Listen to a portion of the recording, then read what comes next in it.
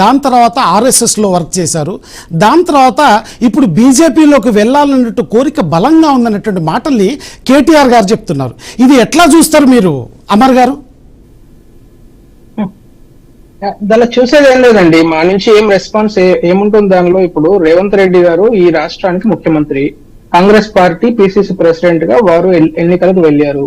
వారికి ఈ ప్రజలు ఆ కేసీఆర్ పైన ఉన్న కోపానికో వ్యతిరేకతనో మొత్తానికి అట్లెట్లా వేసి కాంగ్రెస్ పార్టీని గెలిపించారు. సో ఇప్పుడు ఆయనకున్న ఏకైక పని ఏంటి అంటే నెక్స్ట్ 4.5 సంవత్సరాలు స్టార్టింగ్ ఫ్రమ్ డిసెంబర్ 5 సంవత్సరాలు ఈ ప్రజలకు ఆయన ఏదైతే చెప్పిండో, ఏది చెప్పైతే ఎన్నికలకు వెళ్ళిండో అవన్నీ చేయడం ఆయన పని. ఫస్ట్ దాని మీద దృష్టి పెడితే చాలా మంచిగా ఉంటది.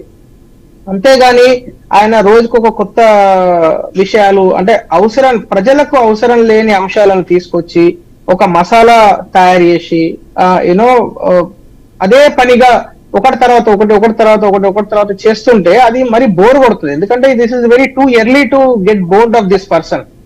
6 నెలలు 8 నెలలకే పర్సన్ బోర్ కొట్టిండు అనుకోండి, ఇక 5 సంవత్సరాలు ఎట్టుకుంటాడు, ఎగ్జాస్ట్ అయిపోతారు. అంటే రాజకీయంలో ఎత్తులకు పై ఎత్తులు వేయడం అనేది సహజమే కదా రాజకీయంలో. అసలు దీనిలో ఎత్తు లేదు, పై ఎత్తు లేదు. ఇప్పుడు ఆయన ఏం చేసేది ఉండే, రుణమాఫీ చేసిన వెంటనే ఆయనకు నిజంగా కాన్ఫిడెన్స్ ఉండుంటే, రుణమాఫీ చాలా చక్కగా జరిగింది అని గిట్ట ఆయనకు కాన్ఫిడెన్స్ ఉండుంటే ఆయన వెంటనే స్థానిక ఎన్నికలకు నగారం ముగించాల్సింది. ఎందుకంటే స్థానిక ఎన్నికల సమయం అయిపోయి కూడా దాదాపు 4-5 నెలలు దాటిపోయింది. సో దాని విషయంలో ఆయన కాన్సన్ట్రేట్ చేస్తాడమో అని మేమందరం ఊహించాం. దట్ ఈజ్ ఎత్తుకు పై ఎత్తు. ఈ విలీనము ఇదంతా ఎవరు ప్రజలకు ఏం పడుతుంది సార్? ఇప్పుడు మీకైనా నాకైనా సామాన్య జీవికి ఏం కావాలి? రోజువారీ విషయాలు సరిగ్గా ఉన్నాయాలా? ఇప్పుడు హైదరాబాద్ లో వర్షం పడితే నీళ్లు ఆగకుండా వెళ్ళాలి, అదొక very common bear minimum expectation of any urban citizen. అది జరగట్లేదు.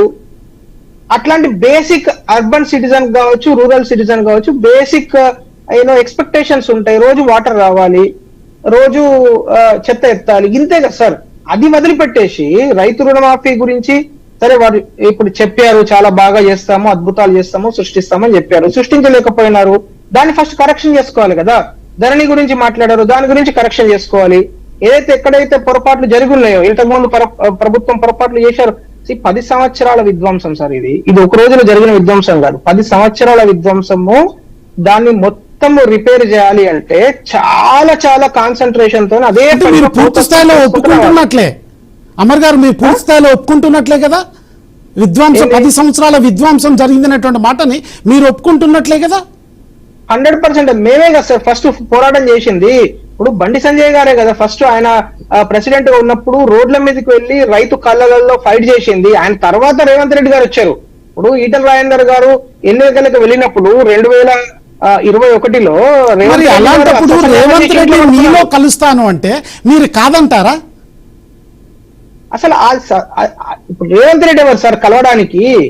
కాంగ్రెస్ పార్టీ అనేది జాతీయ పార్టీ, నాకు తెలిసినంత వరకు జాతీయ పార్టీ. అది మరి ఇంకేమైనా మారిపోయిందో ఈ మధ్య కాలంలో నాకు తెలియదు. అది జాతీయ పార్టీ, దానికి సంబంధించిన నిర్ణయాలు ఎవరు తీసుకుంటారు అనే విషయంలో నాకు తెలిసినంత వరకు వారు జాతీయ అధ్యక్షుడు తీసుకుంటాడు. రేవంత్ రెడ్డి గారు మరి కలుపుతారా కలపరా అనేది రేవంత్ రెడ్డి పార్టీని విలీనం చేయడం కాదు ఇక్కడ నేను అన్నటువంటి ప్రశ్న. అంటే రేవంత్ రెడ్డికి గతంలో బీజేపీతో సన్నిహిత సంబంధాలు ఏబీపీ ఆర్ఎస్ఎస్ ద్వారా అయితే ఎట్లయితున్నాయో అదే సన్నిహిత సంబంధాలను బీజేపీతో కలుపుకోవడానికి, బీజేపీలో నిలుపుకోవడానికి తను ఈ రకంగా చేస్తున్నాడని కేటీఆర్ ఇస్తున్నటువంటి మాటలు ఇవి. సార్ నేను మీకు ఈ రోజు అంటే పత్రికా ముఖంగా నేను ఒక విషయం చెప్పాలనుకున్నా. ఇంతకు ముందు అది మీడియాలో కూడా వచ్చింది. రేవంత్ రెడ్డి గారు before joining Congress party he wanted to join BJP అని అప్పట్లో కొన్ని వార్తలు వచ్చాయి.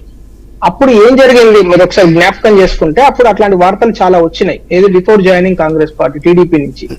అప్పుడు బీజేపీ ఆ వ్యక్తిని అంటే అప్పుడు ఒక వ్యక్తిగా ఉన్న ఒక కార్యకర్తగా ఉన్న రేవంత్ రెడ్డి గారు నోటుకు ఓటు కేసులో జైలుకు వెళ్లి వచ్చిన కారణంగా వారిని జాయిన్ చేసుకోలేనేది కూడా కొన్ని మీడియా పత్రికలలో వచ్చింది. అప్పుడు ఆ వార్తలు కూడా వచ్చినాయి. సో దానిలో నిజం ఎంత ఉందో అబద్ధం ఎంత నేను అథెంటికేట్ చేయలేను కానీ, సో అది కూడా వన్ ఆఫ్ ది రీజన్స్ అయి ఉండొచ్చు. వారికి నోటుకు ఓటు కేసు ఉంది, ఇంకేదైనా కేసులు ఉండొచ్చు. చాలా మంది అంటున్నారు భారతీయ జనతా పార్టీలో జాయిన్ చేయడానికి ఒప్పుకోకపోవచ్చు అంటున్నాను నేను. అమర్ గారు ఓకే, అమర్ గారు మళ్ళీ మీ దగ్గరకు వస్తాను. జయసారథి గారు, ఇక్కడ విలీన ప్రక్రియ అనేటువంటి అంశం రాష్ట్రంలో కోడెక్కొస్తుంది. అది నిజమా అబద్ధమా అనేటువంటి విషయాన్ని పక్కన పెడితే మరి ఇప్పుడు ఈ రుణమాఫీ యొక్క విషయాలన్నింటినీ పక్కకు తప్పించేందుకు మాత్రమే కేవలం ఈ విలీన ప్రక్రియ అనేటువంటి అంశం వచ్చిందా? ఎట్లా మీరు దీన్ని ఎట్లా ఎనలైజ్ చేస్తారు? శ్రీనివాస్ గారు, అంటే ఇది యాక్చువల్ కూడా పొలిటికల్ గేమ్ లో భాగంగా రాజకీయ పార్టీలు పరస్పరం చేసుకుంటున్న ఆరోపణలు. అది వాస్తవంగా జరగదు. వాళ్ళందరూ ఉన్నటువంటి డిబేట్ లో పాల్గొన్నటువంటి వారందరికీ కూడా తెలుసు, ప్రజలకు కూడా అర్థమైంది. ఇవాళ రేపు ప్రజలందరికీ కూడా హ్యాండీలోకి న్యూస్ వస్తా ఉంది మొబైల్ కారణంగా. అంటే వాళ్ళు కూడా అంచనా వేసుకోగలుగుతారు. అంత ఈజీగా ప్రజల్ని తప్పుదో పట్టిస్తాము అంటే తప్పది.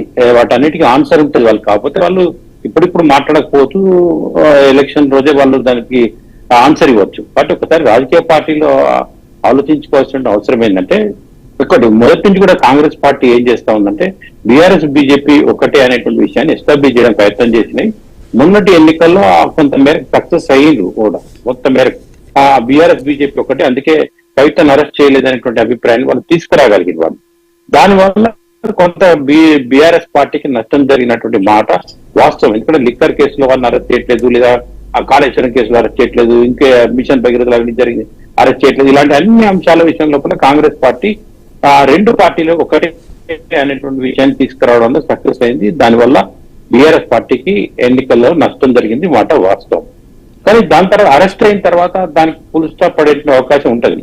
ఎవరైనా, నాకు తెలిసి ఎవరైనా కూడా సొంత బిడ్డను అరెస్ట్ చేసినటువంటి సందర్భంలో ఏ పార్టీ అయితే అరెస్ట్ చేసిందని చెప్పి వాళ్ళ చెప్తా ఉన్నారు, ఆ పార్టీతో పోయి కలిసి ఆ పార్టీలో విలీనమైనటువంటి పరిస్థితి ఉంటుందా, అంత దిగజారిన పరిస్థితి ఉంటుందా? లేకపోతే కేసీఆర్ గారు లాంటి వ్యక్తి, అంటే కేసీఆర్ కు చాలా మైనస్లు ఉండొచ్చు, కానీ కేసీఆర్ ఫైట్ చేసిన 40 ఏళ్ళుగా సుదీర్ఘంగా రాజకీయంగా ఉన్నటువంటి వ్యక్తి సొంతంగా పార్టీ పెట్టి పెద్ద స్టార్ ఇమేజ్ ఉన్నటువంటి నేతలే సక్సెస్ కానటువంటి తరుణంలో రజనీకాంత్, చిరంజీవి ఇలాంటి వాళ్ళంతా కూడా రజనీకాంత్ బ్యాక్ అయిపోయింది. చాలా మంది బ్యాక్ అయినటువంటి పరిస్థితుల్లో దాదాపు పార్టీని పెట్టి సక్సెస్ అయ్యి ఒక 10 ఏళ్ళు అధికారంలో చేసిన తర్వాత అంత ఈజీగా పోయి అందులో కలుపుతారంటే రాజకీయ అవగాహన లేని వ్యక్తులు మాట్లాడినట్టే ఉంటుంది తప్ప వాళ్ళేదో పొలిటికల్ గా ఇష్యూని డైవర్ట్ చేయడానికి, చర్చ జరపడానికి. ఒక ఆయనేమో కేసీఆర్ కేంద్ర మంత్రి అవుతాడు, కేటీఆర్ ముఖ్యమంత్రి అవుతాడు, లేదా కేటీఆర్ కేంద్ర మంత్రి అవుతాడు, ఈయన గవర్నర్ గా పోతారని చెప్పేసి రేవంత్ రెడ్డి గారు అంటే దానికి కౌంటర్ గా కేటీఆర్ గారు ఈయన అమెరికా ప్రెసిడెంట్ అవుతాడు, లేకపోతే ఈయన బీజేపీతో సంబంధాలు ఉన్నాయి, బీజేపీ ప్రధానిని పెద్ద అన్నాడు అని చెప్పేసి ఆయన మాట్లాడచ్చు. ఎక్కడ మాకు నష్టం జరుగుతుందో అని చెప్పేసి బండి సంజయ్ గారు కౌంటర్ గా ఆయన ఏఐసిసి అధ్యక్షుడు అవుతాడు, ఈయన రాష్ట్ర ముఖ్యమంత్రి అవుతాడు, పిసిసి అధ్యక్షుడు కేటీఆర్ అవుతాడు, ఇట్లా ఏదో కామెంట్ చేయాలి. అంటే అవన్నీ చాలా సిల్లీగా ఉన్నాయి. వాళ్ళు కూడా అర్థం చేసుకోవాలి, ప్రజలకు కూడా ఉంటుంది, అంత ఈజీగా ఉండదు. మీరు జర్నలిస్ట్ గా పరిశీలిస్తారు ఏం జరుగుతుంది ప్రస్తుతం రాష్ట్రంలో చర్చ జరగాల్సిన వీటిని ఎంతసేపు డైవర్ట్ చేయాలని చూసినా ఏదో ఒక సందర్భంలో ప్రజలకు తనకు బాధ కలిగినప్పుడు ఈ అన్ని అంశాలను వాటి పట్టించుకోడు కదా. సపోజ్ నాకు ఏదైనా రాజకీయ లబ్ధి కోసమే అంటారా ఇక్కడ?